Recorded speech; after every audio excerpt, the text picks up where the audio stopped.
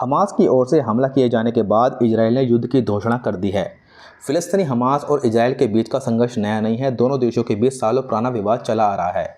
आइए जानते हैं कि विवाद का असली वजह क्या है, जिस कारण इन दोनों देशों के बीच संघर्ष की स्थिति बनी रहती है।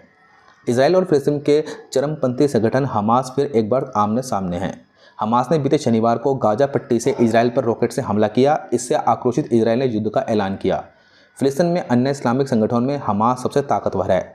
गाजा पट्टी पर उसका शासन है। हमास की स्थापना इजराइल के खिलाफ विद्रोह करने के लिए की गई थी।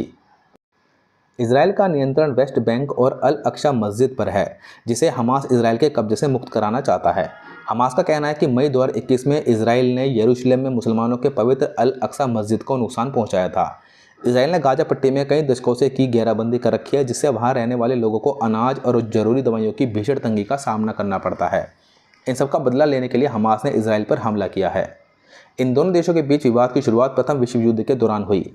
उस्मानिया सल्तनत को हार का सामना करना पड़ा और मध्य पूर्व फिलिस्तीनी नाम के हिस्से पर ब्रिटेन ने कब्जा कर लिया, जिसके बाटन अंतर्राष्ट्रीय समुदाय ने ब्रिटेन को फिलिस्तीन के लिए राष्ट्रीय घर और की व्यवस्था करने के लिए जिम्मेदारी सौंपी।